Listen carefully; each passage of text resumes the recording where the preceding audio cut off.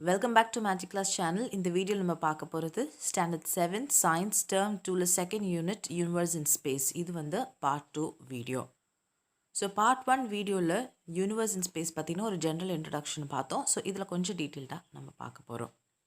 Okay, so part 1 வீடியோவில் already யூனிவர்ஸ்லாம் என்ன, universe எப்படி ஃபார்ம் ஆச்சு, பிக் பேங் தியரி பற்றின விஷயங்கள்னால் நான் பேசியிருந்தேன். ஸோ இப்போ இதில் வந்து இன்னும் கொஞ்சம் டீட்டெயில்டாக பார்ப்போம். கேலக்ஸிஸ்னால் என்ன, மீட்டியரைட்ஸ்னால் என்ன, காமெட்ஸ், ஸ்டார்ஸ், கான்ஸ்டலேஷன்ஸ் இதெல்லாம் நம்ம பார்க்கலாம். ஸோ கேலக்ஸினா என்ன அப்படின்னா it's a large collection of stars. நிறைய ஸ்டார்ஸ் டுகெதர் தான் வந்து கேலக்ஸின்னு சொல்லுவாங்க. நிறைய ஸ்டார்ஸ்னால் ஒன்று ரெண்டு ஸ்டார் கிடையாது, பில்லியன்ஸ் ஆஃப் ஸ்டார்ஸ் வந்து they'll be held together by gravitational attraction. So புவியீர்ப்பு விசைனால் எல்லா ஸ்டார்ஸுமே கிட்ட ஒன்றா வந்துட்டு they'll be clustered together. So there are billions of galaxies in the universe. So இந்த மாதிரி நிறைய ஸ்டார்ஸ் கிளஸ்டர் டுகெதரை தான் கேலக்ஸின்னு சொல்லுவோம். யூனிவர்ஸில் பார்த்திங்கன்னா ஒன்று ரெண்டு கேலக்ஸி கிடையாது, பில்லியன்ஸ் ஆஃப் கேலக்ஸிஸ் வந்து யூனிவர்ஸில் இருக்குது. ஸோ ஒரு கேலக்ஸியோட ரேஞ்ச் அதாவது சைஸ் பார்த்திங்கன்னா they vary from 1000லேருந்து to 10,000 parsecs in diameter. பார்செக்னா என்னன்னு பார்த்தோம், ஞாபகம் இருக்கா? So parsec they vary from 1000 to 10,000 parsec in diameter. As we have different type of houses in our locality, the galaxies are also of different type. நம்மளோட இருக்கிற இடத்துல நம்ம இருக்கிற ஸ்ட்ரீட்டில் பார்த்திங்கன்னா டிஃப்ரெண்ட் டைப்ஸ் ஆஃப் ஹவுசஸ் பார்த்துருப்போம், வீடு இருக்கும். ஸோ அதே போல் தான் கேலக்ஸிஸும் வித்தியாசமாக இருக்குன்ட்டு சொல்லியிருக்காங்க. அதோட ஷேப் பார்த்திங்கன்னா நிறையா இருக்குது. ஸ்பைரலாக இருக்கலாம், எலிப்டிக்கலாக இருக்கலாம், பேர் ஷேப்டாக இருக்கலாம், இல்லை இர்ரெகுலர் ஷேப்பே எல்லாமே ஒரு மாதிரி ஒரு கிளஸ்டர்டாக அங்கங்கே இருக்கிற மாதிரி இருக்கும். ஸோ ஃபஸ்ட்டு ஸ்பைரல்னாலே தெரியும் நமக்கு, முறுக்கெல்லாம் எப்படி இருக்கும், ஸ்பைரல் முறுக்குன்னு சொல்லுவோம்ல, அதே போல் தான். Spiral galaxies consist of flat rotating disk containing stars, gas and dust in a central concentration of stars known as the bulge. So spiral ஷேப்பில் இங்கே கீழே இருக்குது பாருங்கள் பிக்சர்லேயே, ஸ்பைரல் ஷேப்பில் இருக்கும். அண்ட் உள்ளே வந்து பார்த்திங்கன்னா ஸ்டார்ஸ் இருக்கும், கேஸஸ் இருக்கும், டஸ்ட் இருக்கும். அண்ட் அதுக்கு மட்டும் இல்லாமல் நடுவில் சென்ட்ரலில் வந்து பார்த்திங்கன்னா நிறைய ஸ்டார்ஸ் இருக்கும். ஸோ இங்கே பாருங்கள், அந்த சென்டரில் இருக்கிற ஸ்டார்ஸ் வந்து நிறைய இருக்கா. ஸோ ஒயிட்டாக கொடுத்துருக்காங்க பாருங்கள். ஸோ அதை வந்து பல்ஜ் அப்படின்ட்டு நம்ம சொல்லுவோம். அது மட்டும் இல்லாமல் அந்த பல்ஜை சுற்றி தெல் be much fainter halo of stars. உள்ளே வந்து நிறைய கான்சன்ட்ரேட்டட் ஸ்டார்ஸ் இருக்கும், வெளியில் வந்து கொஞ்சம் ஸ்டார்ஸ் வந்து சிதறி நிறைய ஸ்டார்ஸ் கிடைக்கும். Spiral galaxies are name by their spiral structure. So spiral structure இருக்கிறதுனால தான் இது ஸ்பைரல் கேலக்ஸின்னு சொல்லுவோம். that extend from the center into the galactic space. The spiral arms are sites of ongoing star formation and are brighter than the surrounding disk because of the young hot stars that inhabit them. So போக இந்த சென்டர்லேருந்து வெளியில் வர ஸ்பைரல்ஸ்லையும் stars வந்துட்டு வந்துக்கிட்டே இருக்கும். தான் they are brighterன்னு கூட சொல்லலாம். நெக்ஸ்ட்டு வந்து எலிப்டிக்கல் கேலக்ஸி. எலிப்ஸ் நம்ம ஸ்ட்ரக்சர் பார்த்துருப்போம்ல. ஸோ அந்த எலிப்டிக்கல் ஸ்ட்ரக்சர் இங்கே பாருங்கள், கீழே இருக்குது பாருங்கள், எலிப்டிக்கல் ஸ்ட்ரக்சரில் இருக்கிறதுனால தான் இதை எலிப்டிக்கல் கேலக்ஸி அப்படின்னு சொல்லுவோம். So this elliptical galaxy is a type of galaxy having approximately ellipsoidal space. So ellipsoidal space இருக்கும் and smooth image. Unlike flat spiral galaxies with organisation structure, elliptical galaxies வந்து 3Dயாக இருக்கும், 3 dimensional without more structure, and their stars are in somewhat random orbits around the center. ரேண்டம்னா அங்கங்கே இருக்கலாம், கரெக்டாக இங்கே தான் இருக்கும் அப்படின்ற மாதிரி நம்ம சொல்ல முடியாது. Interestingly, stars found inside of the elliptical galaxies are on an average much older than the stars found in the spiral galaxy. So இதில் இருக்கிற கேலக்ஸிஸில் இருக்கிற இந்த ஸ்டார்ஸ் வந்து they are more older, ரொம்ப பழைய ஸ்டார்ஸாக இருக்கும் than found in the spiral galaxies. So elliptical galaxies tend to be surrounded by a large number of globular clusters. அது சுற்றியும் நிறைய ஸ்டார்ஸ் இருக்குன்ட்டு சொல்ல வராங்க. நெக்ஸ்ட் வந்து இர்ரெகுலர் கேலக்ஸி. இர்ரெகுலர் அப்படின்னாலே ஒரு ஷேப் இருக்குதுன்னு நம்ம சொல்ல முடியாது. ஒரு ஸ்பைரல் ஷேப், ஒரு எலிப்சாய்டல் ஷேப், ஒரு ரவுண்ட் ஷேப் அந்த மாதிரிலாம் கிடையாது. They often chaotic in appearance. chaoticனா எங்கெங்கேயோ இருக்கும், chaoticனாலே கன்ஃபியூஷன் அப்படின்னு தான் சொல்லுவோம். With neither a nuclear bulge nor a trace of spiral arm structure. Nuclear பல்ஜ்னா நடுவில் சென்ட்ரலில் வந்து நிறைய ஸ்டார்ஸ் இருக்குன்னு சொல்லுவோம்ல, அது மாதிரியும் கிடையாது. சுற்றி ஸ்பைரலில் வந்துட்டு ஸ்டார்ஸ் இருக்குன்னு சொல்லுவோம்ல, அதுவுமே கிடையாது. ஸோ ஜென்ரலாக சொல்லணும்னா இர்ரெகுலர் கேலக்ஸிக்கு எந்த ஒரு ஷேப்புமே கிடையாது. About 1/4 of the galaxies found so far of this type. So கிட்டத்தட்ட நம்ம கண்டுபிடிச்ச கேலக்ஸியில் 1/4 கேலக்ஸி வந்து இர்ரெகுலர் ஷேப் கேலக்ஸின்னு கூட நம்ம சொல்லலாம். Cosmologists say that some irregular galaxies were once spiral or elliptical galaxies, but were deformed by an uneven external gravitational force. So, cosmologists என்ன சொல்கிறாங்க, இனிஷியலாக இந்த irregular galaxy எப்படி இருந்ததானா ஒரு எலிப்டிக்கலாக இருந்திருக்கலாம், இல்லை வந்துட்டு ஸ்பைரலாக கூட இருந்திருக்கலாம். ஆனால் ஏதோ ஒரு கிராவிடேஷனல் எக்ஸ்டர்னல் கிராவிடேஷனல் ஒரு பெரிய ஃபோர்ஸ்னால வந்து பார்த்திங்கன்னா அதோட ஷேப் வந்து டிஃபார்ம் ஆகி இர்ரெகுலராக மாறிடுச்சு.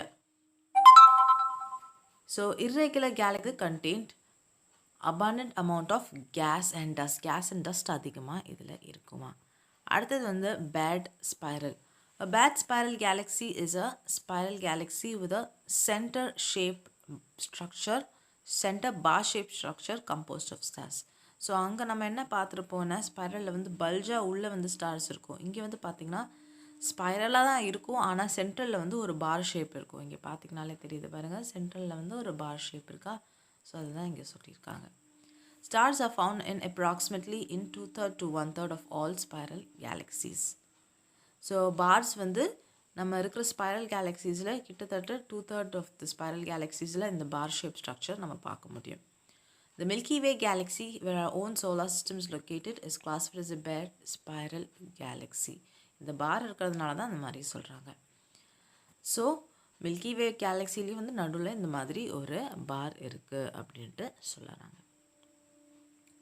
நமக்கு எல்லாருக்குமே தெரியும் நம்ம இருக்கிறது வந்து பார்த்திங்கன்னா மில்கி வே கேலக்ஸி. ஸோ யூனிவர்ஸில் பில்லியன்ஸ் ஆஃப் கேலக்ஸிஸ் இருக்குது. அதில் ஒரு கேலக்ஸி தான் இந்த மில்கி வே கேலக்ஸி. அந்த மில்கி வே கேலக்ஸிக்குள்ளே இருக்கிறது தான் நம்ம சோலார் சிஸ்டம்குள்ளே இருக்கிறது தான் இந்த sun and the planets stars. So நம்ம வந்து இருக்கிறது வந்து ஜஸ்ட் ஒன் சிங்கிள் பாயிண்ட், ஒரு என்ன சொல்கிறது, ஒரு பின் ஹெட் ஆஃப் தி யூனிவர்ஸில் தான் நம்ம இருக்கோம். ஸோ இப்போ அந்த மில்கி வே கேலக்ஸி பற்றி பார்க்க போகிறோம். So Milky Way is the galaxy in which our solar system is located. So நம்ம இருக்கிறது வந்து பார்த்திங்கன்னா மில்கி வே கேலக்ஸி. அந்த மில்கி வே கேலக்ஸிக்குள்ளே தான் நம்மளுடைய solar system containing the sun and the planets எல்லாமே இருக்குது. ஸோ இந்த diameter of the milky Way, இந்த மில்கி வேயோட சைஸ் பார்த்திங்கன்னா 100,000 light yearsன்ட்டு நம்ம சொல்லலாம். The Milky Way includes stars smaller than our sun as well as many other stars that are surrounded by thousands of times bigger than the sun. நமக்கு தெரியுமே Sun வந்து is star அப்படின்னு தான் நம்ம சொல்லுவோம். ஓகேயா.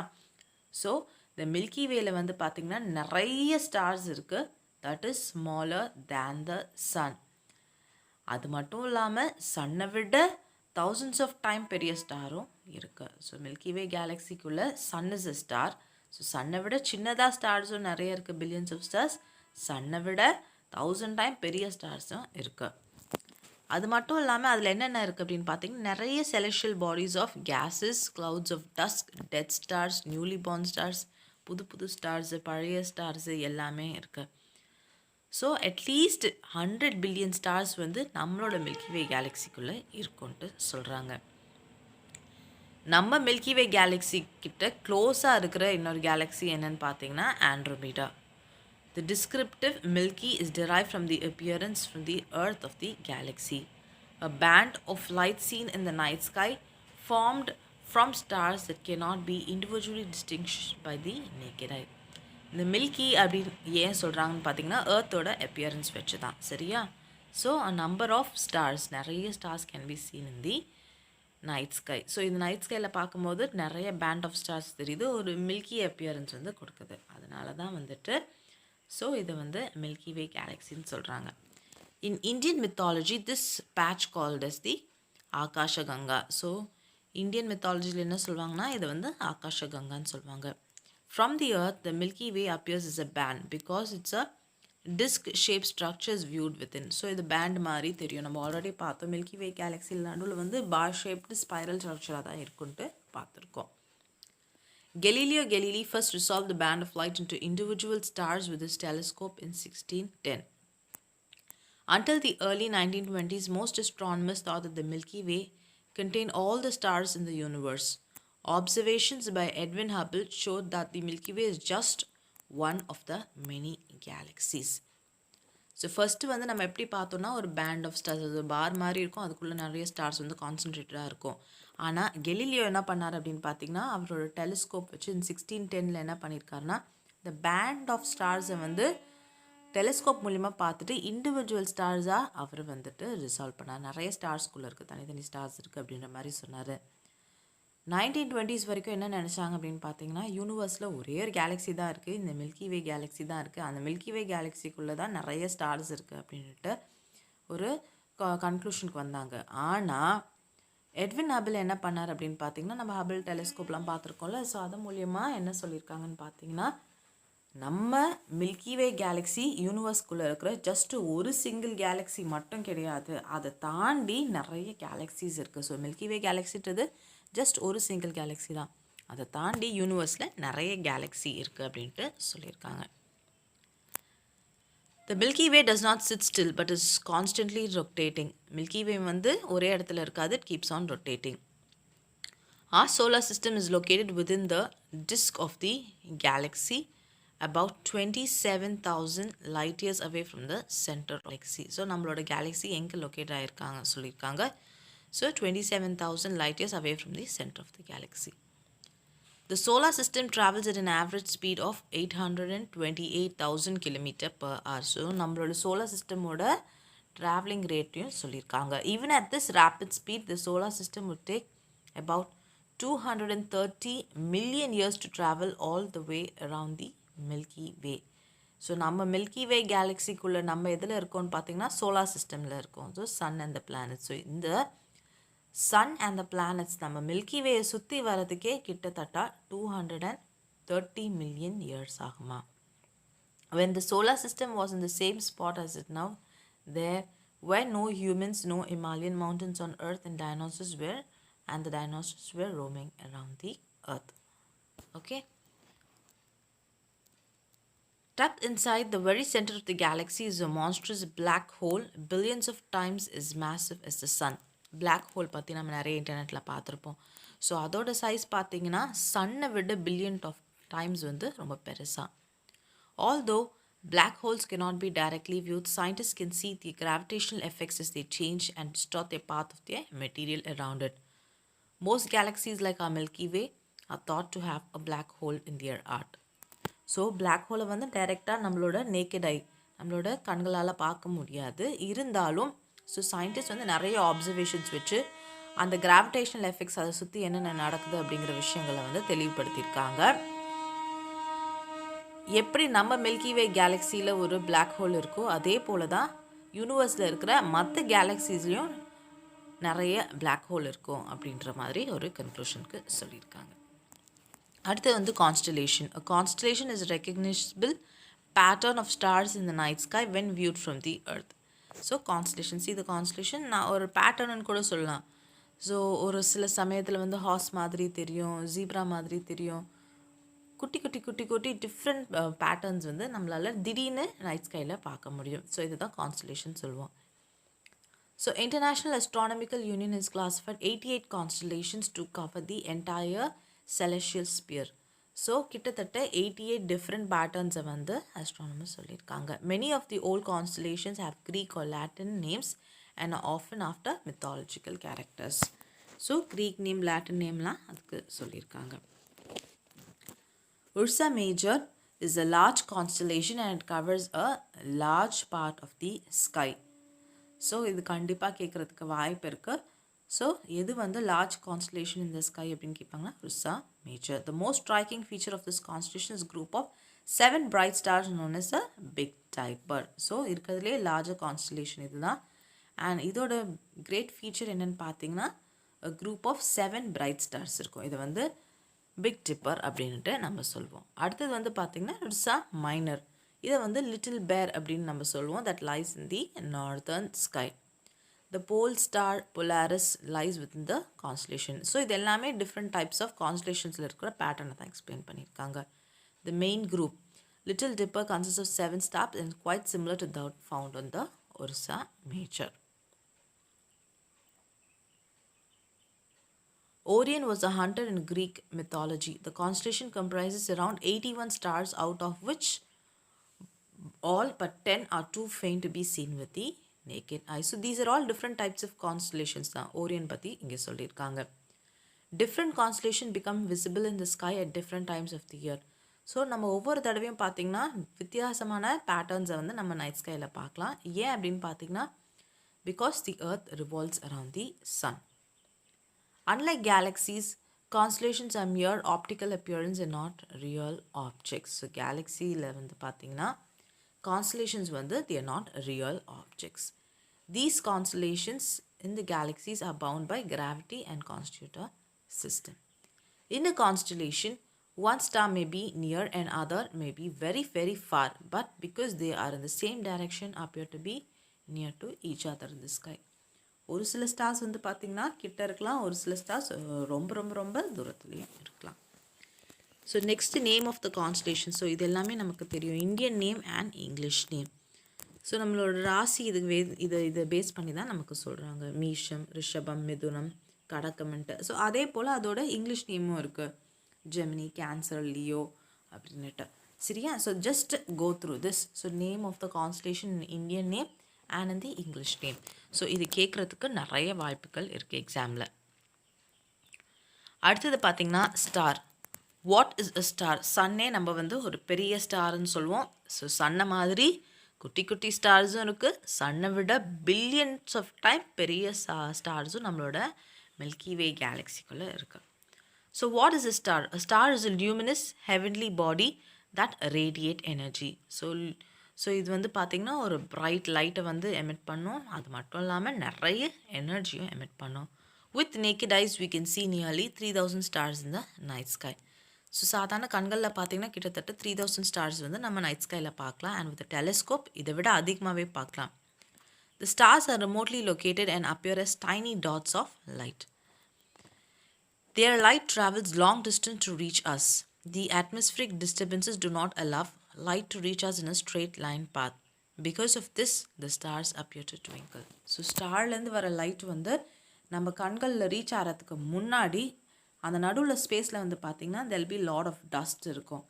ஸோ அந்த மாதிரி அந்த லைட் வந்து அந்த டஸ்ட்டுக்குள்ளெல்லாம் பெனிட்ரேட் ஆகி நம்ம கண்களுக்கு வர்றதுனால தான் வந்து பார்த்திங்கன்னா அது ட்விங்கிள் ஆகிற மாதிரி நமக்கு தெரியுது.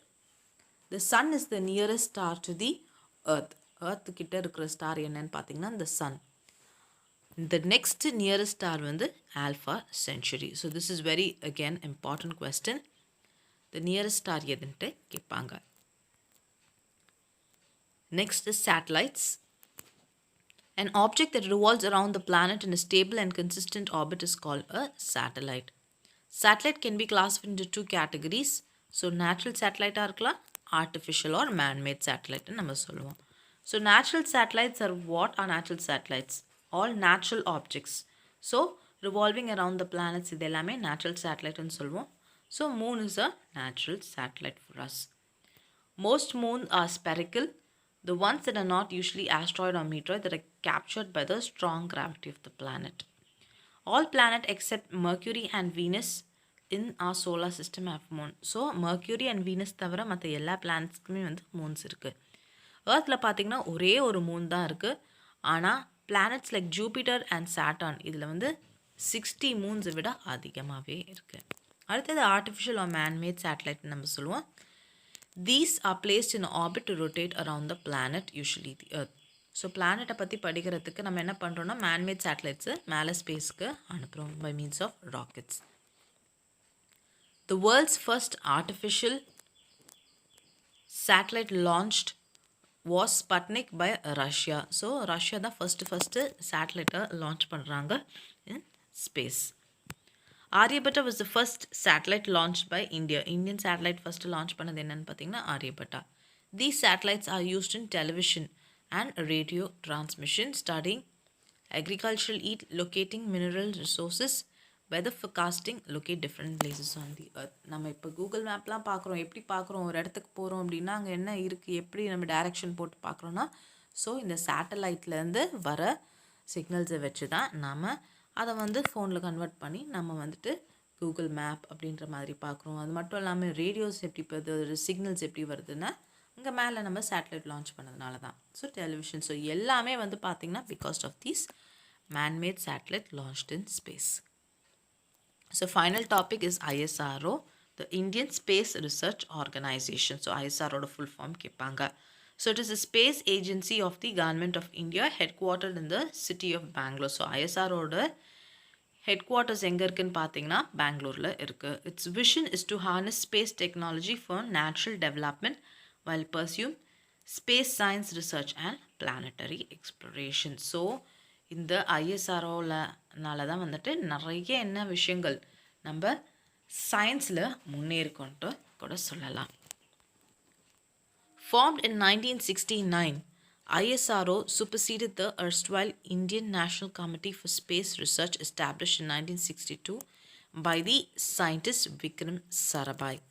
The establishment of ISRO thus institutionalized space activity in India. It is managed by the Department of Space, which reports to the Prime Minister of India. So ISRO எப்போ ஃபார்ம் ஆச்சுன்னு பார்த்தீங்கன்னா 1969. Different types of space activities இது மூலியமாக தான் நடக்குது. And டைரெக்டாக நம்ம யாருக்கு ரிப்போர்ட் பண்ணுறோம் அப்படின்னு பார்த்தீங்கன்னா Prime Minister of India. ISRO built India's first satellite, Aryabhatta, which was launched by the Soviet Union in 19 April 1975. So India வந்து ஃபர்ஸ்ட் சேட்டலைட் என்னன்னு பார்த்தீங்கன்னா ISRO ஃபர்ஸ்ட் சேட்டலைட் என்னன்னு பார்த்தீங்கன்னா ஆரியபட்டா. ஸோ அந்த டைமில் வந்துட்டு இந்த சேட்டலைட்டை ஸ்பேஸில் லான்ச் பண்ணுறதுக்கு யார் உதவி செஞ்சாங்கன்னு பார்த்தீங்கன்னா சோவியட் யூனியன். ஸோ ரஷ்யா தான் உதவி செஞ்சாங்க. ஸோ இதை வந்து ஆரியபட்டான்னு ஏன் வந்து நேம் பண்ணாங்கன்னு பார்த்தீங்கன்னா after the Indian astronomer Aryabhata. In 1980, Rohini became the first satellite to be placed in orbit by an Indian-made launch vehicle, SLV-3. So first நமக்கு உதவி செஞ்சது அது பார்த்திங்கன்னா ரஷ்யன்ஸ். அதுக்கப்புறம் வந்து பார்த்திங்கன்னா இந்தியன்ஸ் வந்து 1980 வந்து ரோஹிணி வந்துட்டு அவங்க சேட்டலைட்டில் லான்ச் பண்ணாங்க. By an Indian made launch vehicle SLV-3 ஆர்பிட்டில் அங்கே ஸ்பேஸ் பண்ணாங்க. ISRO subsequently developed 2 other rockets. So SLV-3க்கு அப்புறம் வந்து பார்த்திங்கன்னா ராக்கெட்ஸ் அதிகமான ராக்கெட்ஸ் வந்து டிசைன் பண்ண ஆரம்பித்தாங்க. PSLV-3 Polar Satellite Launch Vehicle for launching satellites into polar orbits and Geosynchronous Satellite Launch Vehicle for placing satellites into geostationary orbits. These rockets have launched numerous communication satellites and Earth observations. So என்னென்ன satellites பார்த்திங்கன்னா நிறைய communication radio television சிக்னல்ஸ்லாம் வரதுக்கு இந்த communication சேட்டலைட்ஸையும் use பண்ணியிருக்காங்க. Satellite navigation systems like Gagan and IRNSS have been deployed. In Jan 2014, ISRO used an indigenous cryogenic engine in GSLV launch of the GSAT-14. அது மட்டும் இல்லாமல் lunar orbit, அதாவது மூன்லேயும் வந்துட்டு பார்த்திங்கன்னா நிறைய நம்ம சேட்டலைட்ஸ் லான்ச் பண்ணியிருக்கோம். Chandrayaan 1 on 22nd October 2008 and a Mars orbiter machine on 5th November 2013, which entered Mars orbit on 24th September 2014, making India the first nation to succeed on the first attempt to Mars, and ISRO the fourth space agency in the world, as well as the first space agency in Asia to reach Mars orbit. So 3 படிக்கிறதுக்காக வந்து சந்திராயனும் அனுப்பிச்சாங்க. அது மட்டும் இல்லாமல் மார்ஸோட ஆர்பிட்டை பற்றி தெரிஞ்சுக்கிறதுக்கும் இங்கே சேட்டலைட்டில் launch பண்ணியிருக்காங்க. And this was the first nation, அதாவது India தான் ஃபர்ஸ்ட் நேஷன். ஏன் அப்படின்னு பார்த்தீங்கன்னா மார்ஸ்க்கு வந்து ஒரு சேட்டலைட் அனுப்புறதுக்கு சக்ஸஸ்ஃபுல்லான பண்ண ஃபர்ஸ்ட் நேஷன் எதுனா இந்தியா தான். On 18 June 2016, ISRO set a record for the launch of 20 satellites in a single payload. Single பேலோட்லேயே வந்துட்டு என்ன பண்ணாங்கன்னா 20 சேட்டலைட்ஸை லான்ச் பண்ணாங்க. On 15 February 2017, ISRO launched 104 satellites in a single rocket. Single ராக்கெட்டில் வந்து பார்த்திங்கன்னா 104 சேட்டலைட்ஸை மேலே ஸ்பேஸுக்கு அனுப்பிச்சாங்க. And that created a world record. So இதெல்லாம் நீங்கள் பார்க்கணும் எப்போனா என்னென்ன இயரில் என்னென்ன சேட்டலைட்ஸ் லான்ச் பண்ணாங்க இன் ஸ்பேஸ், அண்ட் இந்த சேட்டலைட்ஸ் எதுக்காக யூஸ் பண்ணாங்க, அண்ட் இந்த சேட்டலைட்ஸை கேரி பண்ண ராக்கெட்ஸ் என்ன பேர் அப்படின்ற மாதிரி நீங்கள் படிக்கணும். ISRO launched its heaviest rocket, Geosynchronous Satellite Launch Vehicle Mark III, on 5th June 2017, placed a communication satellites in its orbit. With this launch, ISRO became capable of launching 4-ton heavy satellite. ISRO launched Chandrayaan 2 on July 22, 2019, Geosynchronous Satellite Launch Vehicle. It entered the moon's orbit on August 20, 2019. And its lander landed on the moon on September 7. So, lunar orbit வச்ச satellite பற்றி இங்கே பேசுகிறாங்க. So this is all regarding this lesson. So இந்த ISRO பொறுத்த வரைக்கும் நீங்கள் என்னென்ன படிக்கணும் அப்படின்னு பார்த்தீங்கன்னா, dates is very very important. என்ன type of satellites will launch which particular orbit, and இந்த சேட்டலைட் எதுக்காக பர்டிகுலராக யூஸ் பண்ணாங்க கம்யூனிகேஷனுக்கான்ட்டு. அது மட்டும் இல்லாமல் இந்த சேட்டலைட்டோட யூஸஸ், இந்த சேட்டலைட்டை எங்கே லான்ச் பண்ணாங்க, இந்த லான்ச் வெஹிக்கிள் இது கேரி பண்ண பேர், ஸோ இது எல்லாமே நீங்கள் படித்தானோ. Okay, so this is all regarding this lesson. So அடுத்த வீடியோவில் பார்த்தீங்கன்னா இதோட புக் பேக் ஆன்சர்ஸ் எல்லாமே நான் டிஸ்கஸ் பண்ணுறேன். If you have any questions, post your queries. I'll get that clarified. Thank you, students.